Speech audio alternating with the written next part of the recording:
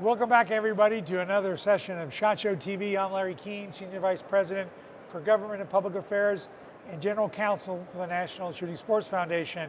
And it's my great pleasure to be joined right now with my good friend, even though he's a Red Sox fan, Cam Edwards, Bearing Arms. Cam, great to see you. Thanks for joining us. Larry, thank you so much for the invite. I'm glad it's not baseball season. We can put all that aside for a little bit and just talk 2A. All right, that's okay. It won't be long until pitchers and catchers report. And after the season the New York Giants had, I cannot wait. Well, we won't talk about the Patriots season and how that ended. Yeah, But, well, yeah. Can't win them all. That's right. At least you guys are in the playoffs. Briefly, yes. So how are you, buddy? I'm good. This has been a fantastic SHOT Show. It has been, 2 years. I didn't realize just how inadvertently antisocial I had become over the past 2 years until all of a sudden I was here at SHOT Show and I realized, like, within 2 hours, I've probably talked to more people than I've talked to the last 12 months in the last 2 hours. So it has been so great to be here, to see how vibrant this industry has become, to talk, just reconnect with. Wait a minute, I gotta. Okay, now I recognize you. I'm just looking at you at a little square screen. Exactly, right? Yeah. And so it's so good to be here in person and to just have that personal connection with friends, old and new. I am so glad that you guys were able to put this on this year. Well, yeah, so are we, and it's been great. So let's talk a little bit about our favorite issues, firearms litigation that's going on, legislation that's going on, and there seems to be no shortage of litigation.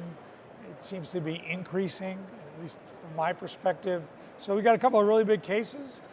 Let's talk about the lawsuit by the Mexican government against members of the firearms industry in federal court in Boston, of all places. Yeah, this is an interesting one because you've got, the Mexican government is basically alleging that the firearms industry knows that, a certain percentage of their products are going to end up in the hands of the drug cartels, and so therefore, I guess they shouldn't make guns. Now, you look at what the government of Mexico is doing, they buy a lot of US-made firearms for law enforcement and the military, so you can also make the argument, well, if you know, and the Mexican government should know that some of those products are going to be diverted by corrupt government officials, maybe they need to disarm the military, maybe they need to disarm the Mexican police departments. I don't know, but it seems really, it seems like an egregiously bad argument to say that the U.S. firearms industry is responsible for the cartel violence in Mexico, given what we know about the influence that the cartels themselves have over elements of the Mexican government. I mean, we just saw the Mexican, I think it was one of the Mexican foreign ministry officials announced that there have been new indictments in Operation Fast and Furious, including a couple of former government officials in Mexico. Very high-ranking. Very high-ranking officials. And as I recall, either the Army or the federal law enforcement. One of each, I believe, Yeah, I mean, scary, right? It is scary. And look, we've talked before about the importance of the Protection of Lawful Commerce and Arms Act. I would like to think that the courts are going to toss this lawsuit, very soon. They should, if a judge is, looking at the law fairly. I am a little concerned, obviously, about, a judge putting their thumb on the scale here, but this speaks, I really think, to the importance that of gun owners working to protect not only their right to keep and bear arms, but to protect the firearms industry that allows us to exercise that right. Yeah, I mean, there's obviously a motion to dismiss has been filed by the defendants in the case. So that the Mexican government has got to respond soon. And surprise, surprise, among their lawyers is the Brady Center. Yep. And so obviously the Protection of Lawful Commerce and Arms Act should bar the lawsuit. But there are other arguments as well, is that the Mexican government doesn't have any standing to assert these claims. So I think there's Article 3 standing issues. But I think the Protection of Lawful Commerce and Arms Act is very clear. The Mexican government is trying to make this argument that, well, because Mexican law should apply about how guns were sold in the United States lawfully. They're not alleging that the defendants didn't lawfully sell the guns. They just don't like the lawful business practices or the state legislature or the federal laws that control commerce and firearms in the United States. And that's just, the Mexican government doesn't get to come into the United States, file a lawsuit to try to, regulate how guns are sold in the United States. So, knock wood, the court will dismiss that case. It will clearly go to the First Circuit. I think maybe there's a little bit of Mexican domestic politics involved in why they filed the lawsuit. We know that they claim, for example, 500,000 guns are illegally trafficked into Mexico in violation of U.S. law and violation of Mexican law. But when you look at the ATF, the report put out by the Government Accounting Office, ATF says 200,000, not 500. And they say most of these guns were acquired in the secondary market. They weren't directly required from retailers, so-called straw purchases. And the Mexican government never traces guns that were lawfully sold to the Mexican government and were stolen by the cartels when soldiers and police officers go to defect to work for the cartels. So we'll see what comes of that lawsuit. I think it's really, an attempt to plead around the PLCAA, which really, to me, is very straightforward. It doesn't matter that, foreign commerce, they're not even complaining about foreign commerce, they're complaining about domestic U.S. commerce that's lawful, where the guns were diverted by criminals and illegally exported and illegally imported into Mexico. Yeah. Somehow that's the industry's fault. I think you make a really good point when you talk about the motivation for this. Obviously, for groups like Brady, who, as you note, are involved in the litigation, they want to overturn the Protection of Lawful Commerce and Arms Act. They want to get rid of this because they want to eradicate the firearms industry, and they view this, as a great way to do it. But the Obrador administration has taken a very different stance towards the cartels in Mexico than the previous administration, which was a much tougher, a much tougher stance when it came to combating the cartels. And, the AMLO administration basically has this hug-a-thug mentality of, let's just talk it out with them. Hug it out. And they view the firearms industry or U.S. laws as the real enemy, as opposed to these cartels that are destroying the nation of Mexico. There was an article in The Guardian a little while ago that talked about how the Mexican military is just standing there between warring cartels and leaves the Mexican population defenseless. And so now you see militias forming with law-abiding Mexican citizens to protect themselves from the cartels, because the military just sits there and does nothing. Yeah. And of course, the Mexican government doesn't allow Mexican citizens to have a right to keep and bear arms, even though it's in the text of the Mexican Constitution. People don't realize that. Yeah. No. Well, if you can make it to the one gun store in the country, Mexico City on an army base, then you are permitted, right, to purchase 22 caliber rifle, 30 revolver. And that's about it. Yeah. So there's that case out there. There's another lawsuit that NSSF is leading with a number of 14 other manufacturers, distributors, and a number of retailers, challenging this new statute enacted in New York and signed into law by former disgraced Governor Cuomo. That is an attempt to create a cause of action against members of the industry for lawfully sold firearms anywhere in the United States that end up being possessed or criminally misused in New York, under the guise of public nuisance. So that's a big case that's out there. It's in federal court in the Northern District of New York. So there was actually just a conference this morning. The court has set a briefing schedule. Just this week, while I was here, we learned that Everytown, Giffords, and Brady all want to file an amicus brief with the court at the trial court stage, which is unusual. So we'll see what happens with that.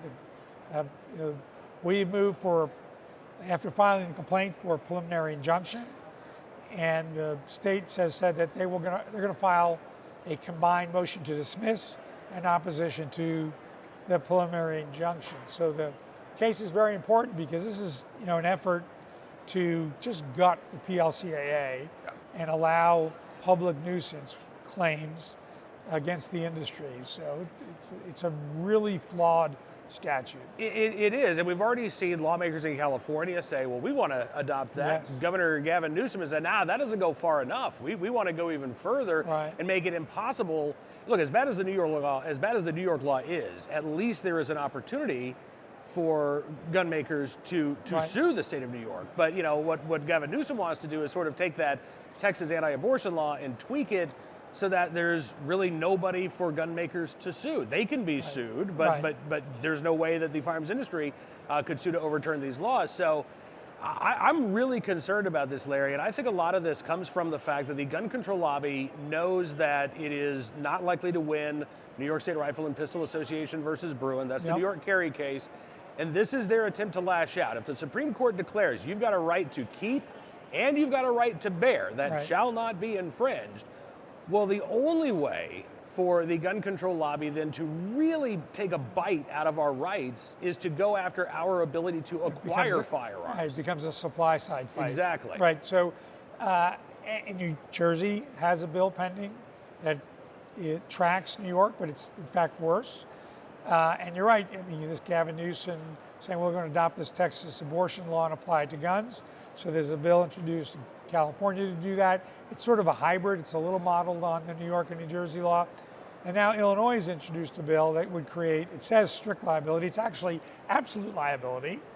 It doesn't matter whether the gun was sold legally or not. If anyone can sue the industry and it's absolute liability, there's no defenses, right? So the problem with the Illinois law is it runs smack into the Protection of Lawful Commerce and Arms Act at about 90 miles an hour, right? I mean, like, you can't sue a law manufacturer for lawfully sold product for criminal misuse of that product. So, so we've got that.